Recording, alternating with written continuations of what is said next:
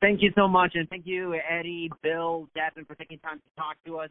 My first question for Devin, and, obviously with this whole title eliminator and, when Mike Garcia vacated his title, or at least his title was vacant, there was a bit of understanding that it would be you and Luke Campbell to fight for the vacant title. Obviously, that's no longer the case. At the time when you found out that Luke and Vasily Lomachenko would be the ones fighting for the vacant belt and that you were just going to be in a title eliminator, how did you felt when that happened? Yeah, when I first found out that that I was going to be fighting for eliminator and that they were fighting for a title, I was pretty upset because it was actually going to have to be two eliminators, because I was going to have to Teofimo Lopez was going to fight someone and I was going to fight Abdullaev, and then they were going to fight, and then I was going to have to fight the winner of that as well. So, I was pretty bummed out, but, everything, happens for a reason. I'm a firm believer in timing is everything, and like I said before, the guys better fight me now because I'm only getting better. So they waited longer, and I'm only getting better. So,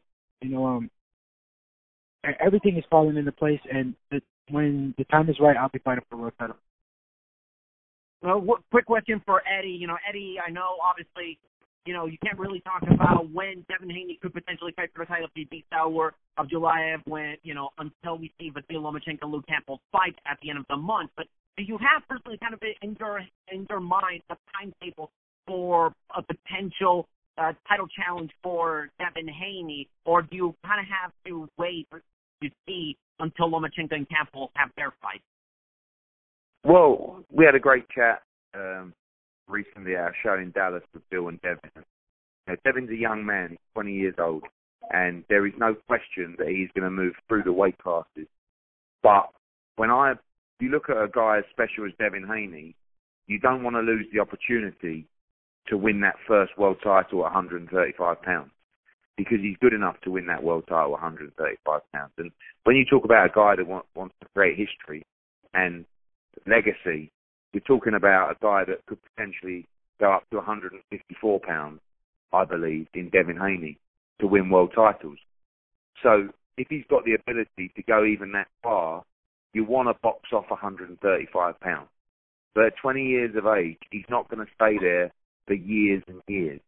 So really, the reason that we take this fight, even though there is a little bit of uncertainty as to when he will get that world title shot, it's the pressure that you can apply publicly, politically, to say, right, we've won the eliminator.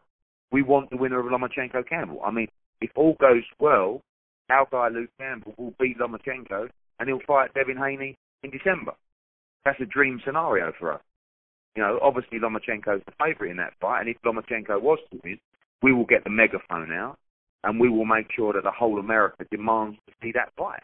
That's how you get fights made. And I believe that Devin Haney's profile is rising and rising, and people are going to watch him time and time again.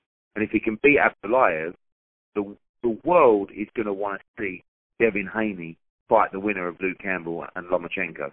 They're not going to want to see Teofimo Lopez, Richard Conley. They're not going to want to see the winner of that fight the winner of that fight. They're going to want to watch Devin Haney box the winner of that fight. And it's our job to make sure that we apply the pressure whilst not looking past Abdullaev, because it's a tough fight, but also knowing that we must get that 135-pound world title shot within the next 6 months.